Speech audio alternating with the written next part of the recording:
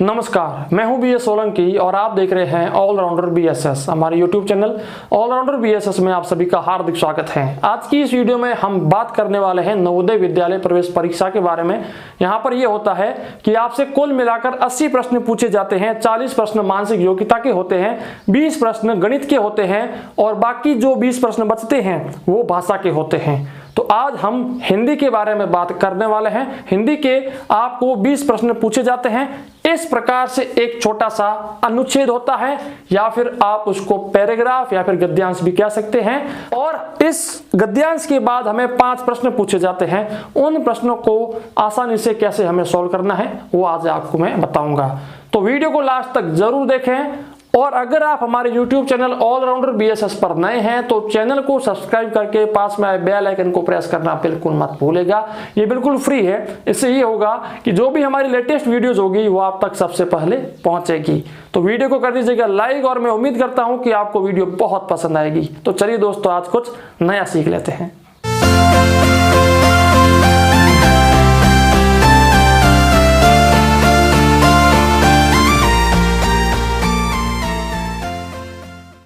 तो दोस्तों, यहां पर जो आपके सामने ये गद्यांश लिखा हुआ है, यह गद्यांश 2016 में जो जवाहर नवोदय विद्यालय प्रवेश परीक्षा हुई थी उसमें पूछा गया है। तो पहले हम इस गद्यांश को थोड़ा सा पढ़ लेते हैं। चलिए मैं करता हूं शुरू। भारत एक विशाल देश है। यहाँ बाघ, शेर, हाथी, राइनो, सभी प्रकार की मछलियां और सुंदर विदेशी पक्षी मिलते हैं। दुख की बात यह है कि प्रत्येक वर्ष हम अनेक पशुओं को खो रहे हैं। लालची लोग पशुओं को उनकी हड्डियों, खालों और अन्य अंगों के लिए मारते हैं और उन वस्तुओं को ऊंचे दाम में बेचते हैं। अनेक कंपनियां जहरीले रसायनों को उन नदियों में बहने देती हैं जिनमें पशु पानी पीते हैं। साथ ही वृक्षों को काटकर हम वन्य क्षेत्र को घटा रहे हैं जो उनका प्राकृतिक घर होता है। यदि हमने यह नहीं रोका तो हम अपने पृथ्वी ग्रह के पारिस्थितिकी तंत्र को क्षति पहुंचाएंगे। हमें अपनी मूल्यवान विरासत की रक्षा करने के लिए सभी प्रयत्न करने चाहिए। तो इस प्रकार से जो है ये आपके सामने एक छोटा सा अनुच्छेद लिखा हुआ है, एक छोटा सा गद्यांश लिखा हुआ है। अब यहां पर बात यह आती है कि हमने इसको तो पढ़ लिया, लेकिन इसके बाद जो हमें 5 प्रश्न पूछे जाएंगे उन्हें हमें कैसे सॉल्व करना है। तो देखिए, आपके पास 2 ऑप्शन रहेंगे। पहला ऑप्शन कि सबसे पहले तो आप इस गद्यांश को आराम से पढ़ लो। पढ़ने में आपको ज्यादा से ज्यादा 2 मिनट लगेंगे। 1 या 2 मिनट के बीच में आप ये गद्यांश आराम से पढ़ लोगे। अब पढ़ने से फायदा क्या होगा कि आपको ये गद्यांश एकदम याद हो जाएगा, क्योंकि जैसे ही हम पढ़ते हैं ना तो चीजें हमारे को ऑटोमेटिकली याद हो जाती है। तो जैसे ही आपको याद हो जाएगा तो फिर आपको इससे कोई भी प्रश्न अगर पूछे तो आप आसानी से उनका जवाब दे सकते हो। एक तो ऑप्शन था ये। दूसरा ऑप्शन क्या कहता है कि आपके पास अगर मान लो वक्त बहुत कम बचा है और आपको बहुत से क्वेश्चन सॉल्व करने हैं, तो आप अगर इनको पढ़ते हो तो आपका वक्त और ज्यादा बर्बाद हो जाएगा।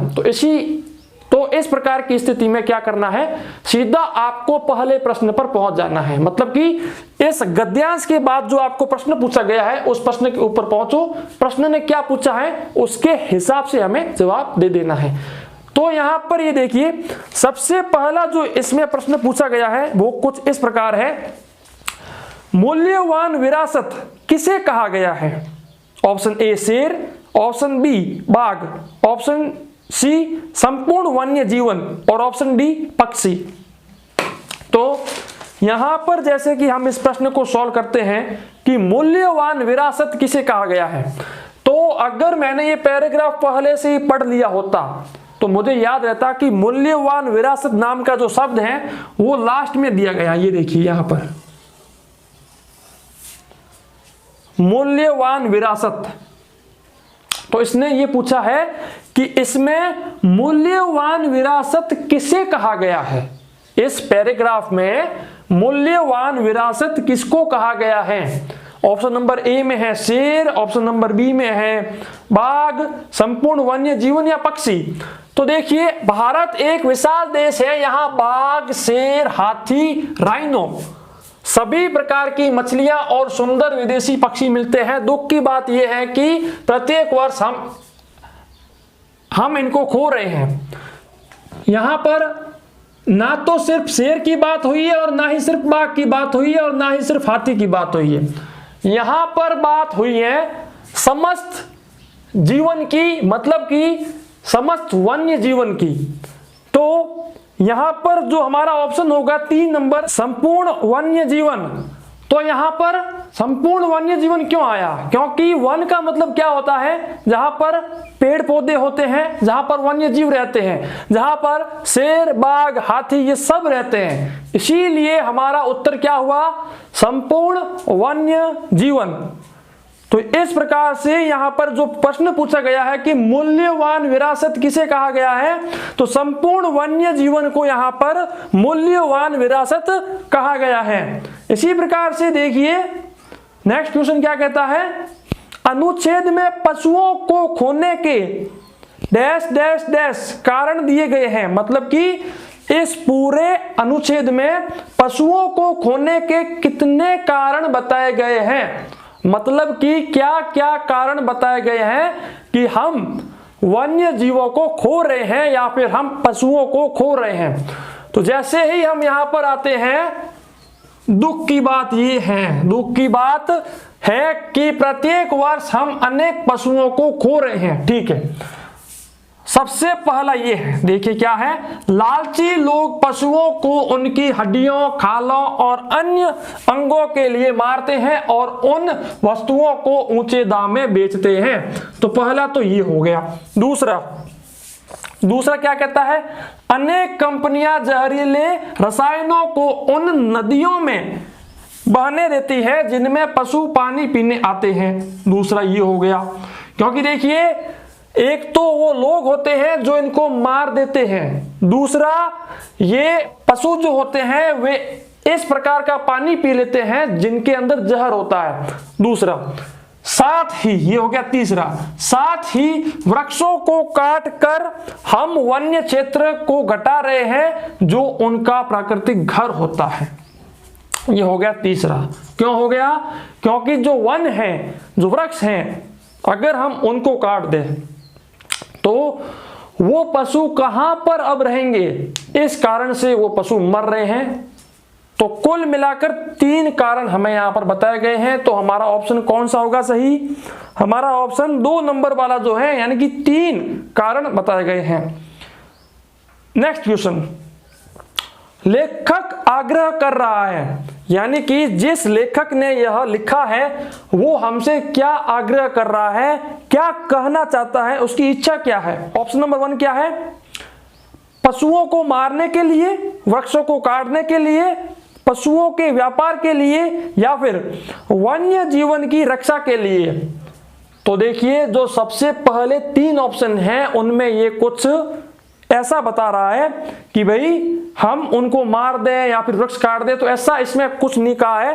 लास्ट में इसने क्या कहा है, हम अपने पृथ्वी के, ये इसने लिखा है, और लास्ट में इसने लिखा है कि हम अपने पृथ्वी ग्रह के पारिस्थितिकी तंत्र को क्षति पहुंचाएंगे, हमें अपनी मूल्यवान विरासत की रक्षा करने के लिए सभी प्रयत्न करने चाहिए। अब इसने यहां पर क्या लिखा है, रक्षा करना है। अगर हमें रक्षा करनी है तो ना तो हम वृक्ष को काट सकते हैं और ना ही पशुओं को मार सकते हैं। अगर हम वृक्ष काटते हैं या फिर पशुओं को मारते हैं तो फिर हम रक्षा नहीं कर रहे हैं। इसीलिए अगर हम रक्षा कर रहे हैं तो कौन सा ऑप्शन होगा सही, वन्य जीवन की रक्षा के लिए, वन्य जीवन की रक्षा के लिए। चलिए नेक्स्ट क्वेश्चन की ओर बढ़ते हैं।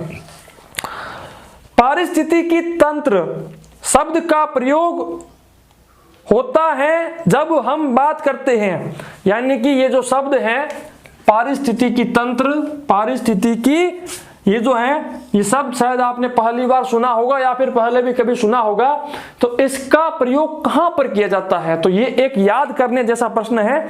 तो इसका प्रयोग देखिए बच्चों, इसका प्रयोग हमारे पर्यावरण की जब बात आती है, हमारे एनवायरनमेंट की जब बात आती है, पर्यावरण की बात आती है, एनवायरनमेंट